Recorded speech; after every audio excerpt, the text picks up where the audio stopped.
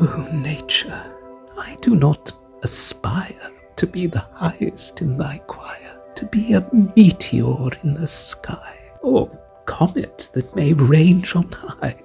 only a zephyr that may blow among the reeds by the river low. Give me the most privy place, where to run my airy race, in some withdrawn, unpublic mead, let me sigh upon a reed, or in the woods, with leafy din, whisper the still evening in. Some still work give me to do, only be it near to you, for I'd rather be thy child and pupil in the forest wild, than be the king of men elsewhere,